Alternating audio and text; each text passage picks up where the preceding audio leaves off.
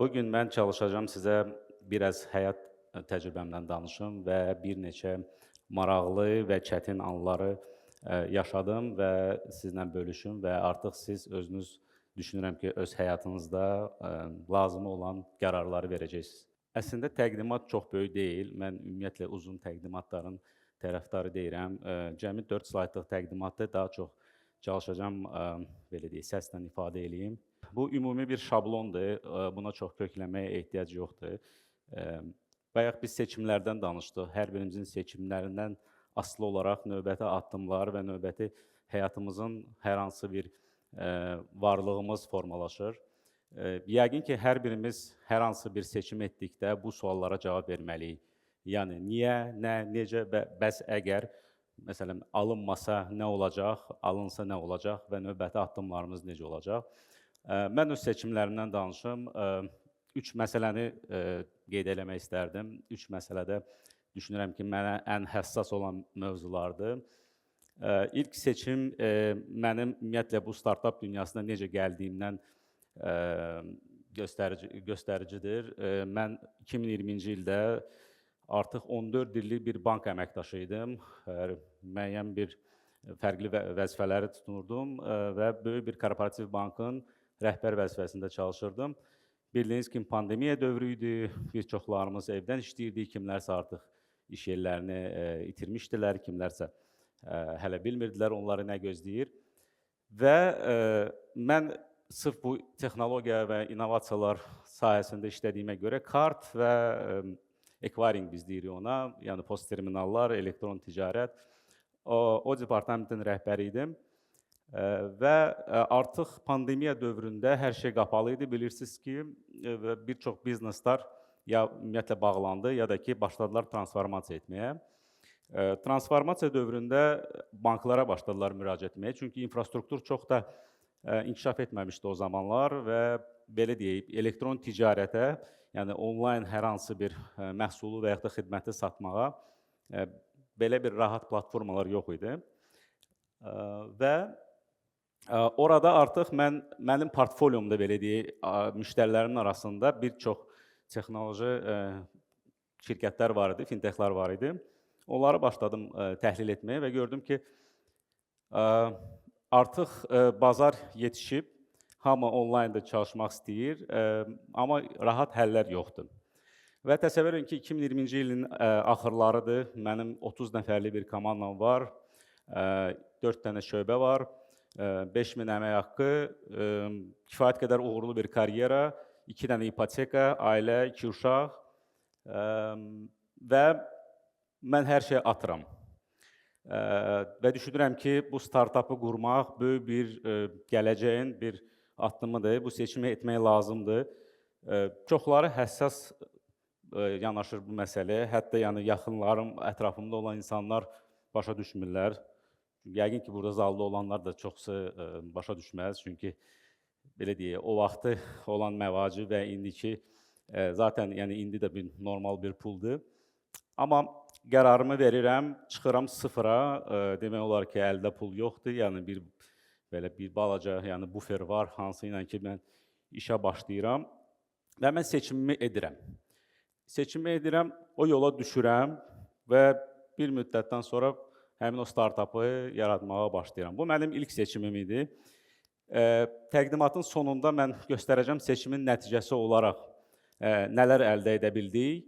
Bugünkü gündə artıq kifayət qədər puxtələşmiş bir biznesdir. Yəqin ki, bir çoxlarınız bizi də tanımasınız, bizim müştərilərimizi tanıyırsınız. Hər gün istənilən hansısa bir əməliyyat etdikdə, ödəniş etdikdə bizim üzərimizdən bir çox əməliyyatlar, transaksiyalar keçir. İkinci məsələ o idi ki, startapa başladıqdan sonra hər birimizin daxilində olan bir egomuz var və alter egolarımız var. Mən özüm introvert idim. Ümumiyyətlə, yəni həyat boyunca, yəni hər zaman çox da yəni sevmirdim hardasa çıxış etməyə, nəyisə təqdimat eləməyə, yəni daha çox texniki yönümlü bir insan idim. Çalışırdım hər zaman öz işimin üstündə fokuslanım, çox da cəmiyyətə alışmayım. Amma biznes bunu fərqini tələb edir. O alter egolar içəri çıxmalıdır. Yəni var, bilirsiniz, introvertlər, var ekstravertlar və var ambivertlar. Ambivert nədir? Yəni introvertdən ekstravertə keçid olan bir vəziyyətdir, daxili bir vəziyyətdir. O demək deyil ki, siz ekstravert olursunuz, amma lazım olduqda bugünkü kimi siz ambivert olursunuz və geri qayıdırsınız sonra sizin komfort zonasına. Və bu müddət ərzində mən başladım fikirləşmək ki, okey, bu startapdır, burada çıxışlar lazımdır, burada müəyyən bir səyahətlər var, akselerasiyalar var, yəni biz bunu daha böyük bir qlobal bir şirkət olaraq görürdük. Demək ki, burada mənə bir dəstək lazımdır. Şirkətin 100% təsisçisi özüm idim, heç bir partnyorum falanım yox idi, investorum yox idi və bir dostum Türkiyədən qayıdır, fərqli vaxtlarda korporativ sahədə biz onunla üzləşmişik, danışmışıq, yəni işləmişik. Adı Həsəndir, indi hazırda partnyorumdur. Və sadəcə bir status yazır Facebookda ki, mən Bakıdayam, istənilən bir iş əməkdaşlığı olsa hazıram. Dərhal yazıram ona, həmin günü biz bir kofe içməyə bir miting eləyirik və 2 saatdan sonra mən ideyanı ona satıram və o bizim komandaya qoşulur. Çox cüzi bir məvaciblə, yəni yox səviyyəsində bir şeydir, çünki böyük bir büdcələr yox idi. Və artıq orada mən o seçimi ikinci dəfə etdim ki, mən bir növ partnyor şirkətinə daxil etdim və bu da bir dönüş nöqtəsindən biri idi, çünki məhz ondan sonra şirkət müəyyən bir neçə x sürətlə böyüməyə başladı. Və Həsən bizə qoşulandan sonra biz artıq bir çox akselerasiyalara keçdik, investisiyaları cəlb etdik və şirkət olaraq böyüməyə başladıq. Bu mənim ikinci seçimim idi və bundan sonra biz birlikdə bir çox uğurlara imza atdıq. Üçüncü seçim də yəqin ki, o oldu ki, biz müştəriləri axtaranda artıq bilirsiniz ki, yəni bu biznes böyüməlidir, yeni müştərilər cəlb olunmalıdır, həcm böyüməlidir və s. Biz bir müştərinin yanına getdik. Bizim bir çoxumuzun tanıdığımız bir müştəridir. iTicket platformasıdır. Yəqin ki, hər biriniz nə vaxtsa istifadə etmişsiniz. Və biz onlara satış etdikdə, hələ Həsənlə birlikdə getmişdik. Onlar qarşı tərəfdən bizə yəni əks bir təklif verdilər. Biz onlara danışırdıq ki, bizim belə bir platformamız var, sizin ödənişlər bizim üzərimizdən keçəcək və s. Üstünlüklər deyirdik. Onlar isə bizə qayıtdılar ki, biz özümüz də belə bir şey yaratmaq istəyirdik. Biz sizlə o halda işləyə bilərik ki, biz də sizin payçınız oluruq. Yəni, biz sizə investisiya yatırırıq və sizinlə birlikdə davam edirik bu yolu. Mənə hardasa, mən gözləmirdim açığı belə bir təklifi. Çünki mən ora bir növ şirkəti satmağa yox, müştərini cəlb eləməyə gəlmişdim. Və 2 həftəlik bir pauza götürdüm. Dərhal qərar vermədim. Düşündüm, götür-qoy elədim bir çox şeyləri və sonda razılaşdıq. Müəyyən bir şirkətin payını verdim, onlar transaksiyaları bizim üzərimizdə keçirdilər və biz sürətlə böyüməyə başladıq.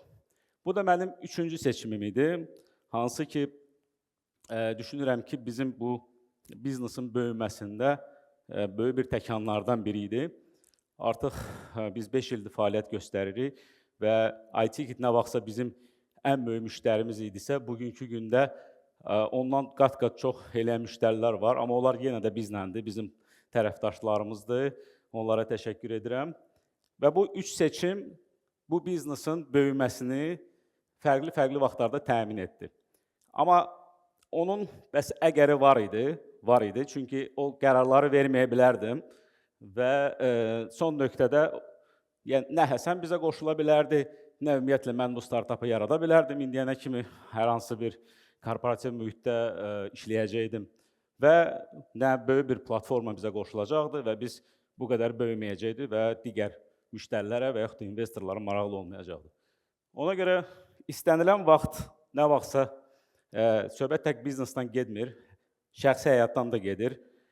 Hər hansı bir yerdəsinizsə, bu sizin seçiminizdir. Hətta burada William James'in çox gözəl bir ifadəsi var ki, seçim etmək lazım olduqda və siz o seçimi etmədikdə, bu da sizin seçiminizdir. Bugünkü gündə siz bura gəlmişsiniz, kimdənsə çay içə bilərdiniz, kofe içə bilərdiniz, evdə oturub PlayStation oynaya bilərsiniz və yaxud da hər hansı bir digər fəaliyyətlə məşğul ola bilərdiniz, amma siz seçiminizi etmişsiniz və gəlmişsiniz, çünki sizə maraqlıdır, siz burada nəsə bir yenilik yəqin ki, axtarırsınız, gözləyirsiniz və düşünürəm ki, hər bir spikerin bir faydası olacaq və sizə o qatqı olacaq. Bu birinci mövzumuzdur seçim üzərində. İkinci mövzuya keçmək istərdim, mübarizədir. Sözsüz ki, mübarizə o seçimlərdən sonra bir mərhələli bir prosesdir. Yəni, təqdimatımız da seçim, mübarizə və davamlılıq üzərindən qurulub. Mübarizədə də bir neçə istiqamətlər var, hansı ki, özünüzü daimi sorğulaya bilərsiniz.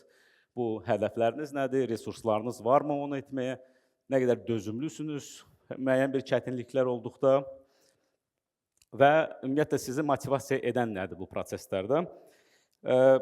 Bu keçdiyim müddət ərzində olan mübarizələrdən danışım. Yenə də bir 3 pilləli bir prosesi qeyd edəcəm.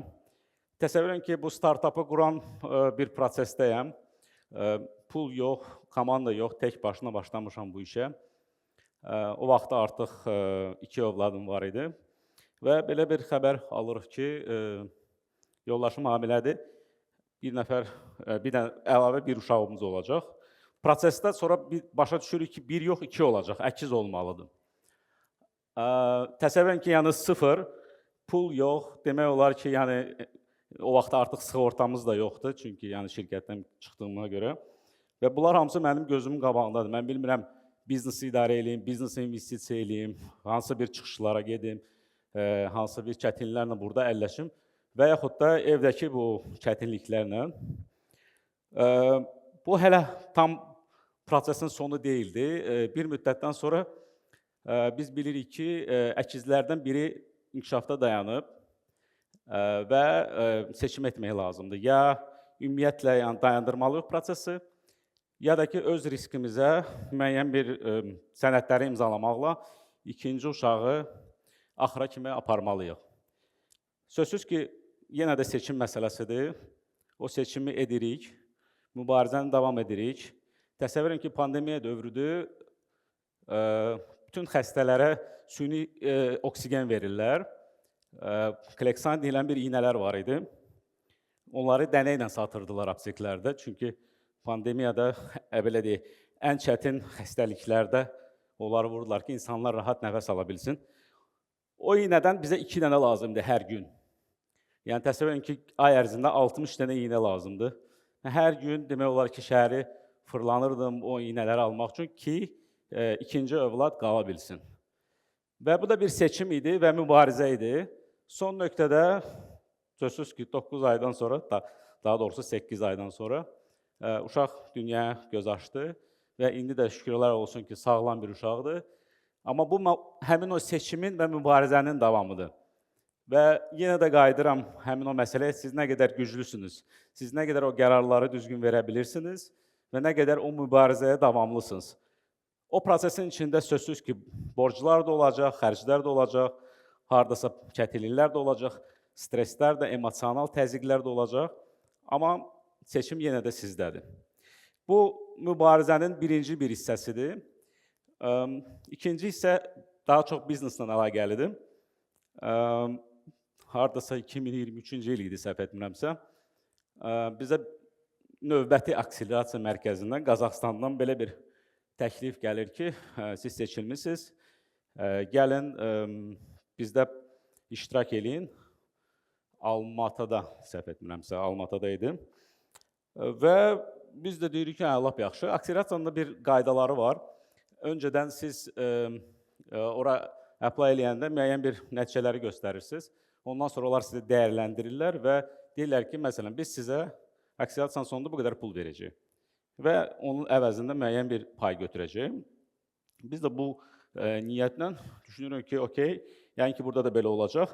Detalları bizə demirlər, deyirlər ki, gəlin, hər şey yaxşı olacaq, pul da verəcək, hər şey. Bizim də büdcəmiz çox limitlidir və biz all-in eləyirik də, belə deyək, vabanka gedirik. Çünki orada bütün xərcləri özümüz bağlamalıydıq, orada transfer etməyə, orada 1-2 həftə qalmalıydıq. Ondan sonra müəyyən bir prosedurlar var idi. Və ora artıq keçəndən sonra, orada bir müddət qalandan sonra bizə deyirlər ki, pul hələ bilinmir, veriləcək, verilməyəcək. Amma siz burada bir dənə imza atın və siz sizin şirkətinizin dəyərindən 25 min dollarlıq bir səhmi biz geri götürəcəyik.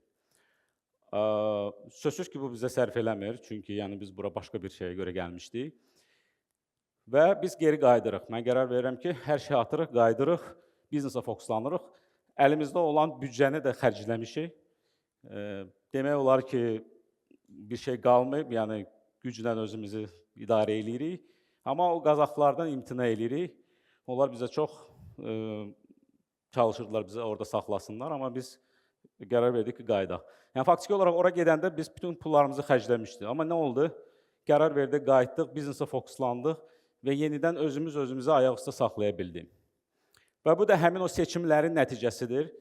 Vaxtında düzgün seçimləri vermək, hər hansı bir emosional bir seçimlər etməmək və yaxud da addımlar atmamaq və mübarizəni davam etmək. Bu ikinci məsələ idi, hansını ki, demək istərdim. Və üçüncü məsələ, yəqin ki, startup dünyasının ən böyük və çətin bir prosesindən danışacağam. Azərbaycanda cəmi 3 dənə, mən bildiyim qədər, venture fond var, bu hansı ki, startuplara pullar yatırır və biz üçündən də yox almışıq, imtina almışıq. Bu arada onlara təşəkkür etmək istəyirəm, çünki onlardan o imtina almasaydıq, daha güclü olub, gedib xaricdən pulu cəlb edə bilməzdi və biz xarici 3 dənə fərqli investisiya fondlarından, venture fondlarından pulları cəlb edərdik. Estoniyadan, Amerika Birləşmiş Ştatlarından və Qazaxıstandan. Və bu proses, yəni başa düşəsiniz ki, yəni bir ay davam etmir. Hər bir fondla təxminən 3 ay, 4 ay, 5 ay bir proseslər gedir. Bu prosesin içində sən tam olaraq biznesdən fokuslana bilmirsən, gərək onlarla daimi o müəyyən rəqəmlərin üzərində çalışasan və fokusun dağılır. Amma buna baxmayaraq, yəni bu 3 imtinanı fərqli vaxtlarda aldığımıza rəğmən biz bu işi bacardıq və böyüdük. Və bugünkü gündə kifayət qədər böyük bir biznes yarada bilmişik.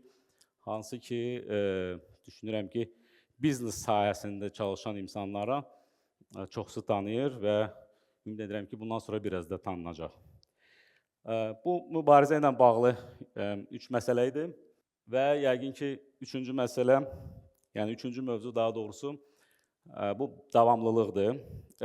Biznesi yaradanda bir növ euforiya üzərindən davam edir insan ki, heç nə qulaq asmır, mən bunu bacaracam, müəyyən bir bizneslər yaradacam, böyüdəcəm və s. Amma davamlılığı təmin etmək üçün tək euforiya və o motivasiya kifayət deyil.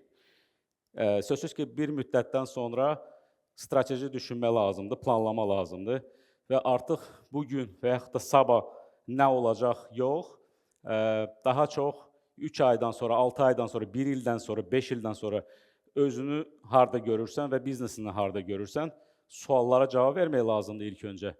Ona uyğun olaraq bir strategiya qurmaq lazımdır və o strategiyaya uyğun da davamlı bir addımlamaq lazımdır. Yəni, ilk öncə biz startupı quranda bir neçə nəfərlə başlamışdıqsa, əvvəl mən tək idim, sonra bir neçə nəfər adam qoşulmuşdu. Sonra da artıq illər keçdikdən sonra bugünkü gündə bizdə artıq 40 nəfərə yaxın əməkdaş çalışır və bizim əmək haqqı fondumuz, belə deyim, ortalama böyük bankların fondu qədərdir. Yəni, biz kifayət qədər yüksək əmək haqqı veririk. Seçdiyimiz insanlar da, yəni, dənəklə seçilmiş insanlardır. Yəni ki, müəyyən bir təcrübəsi olan insanlardır. Hansı ki, öncədəki strategiyada biz daha çox sıfırdan insanları götürüb öyrətmək kimi bir strategiya qurmuşduq özümüzdə.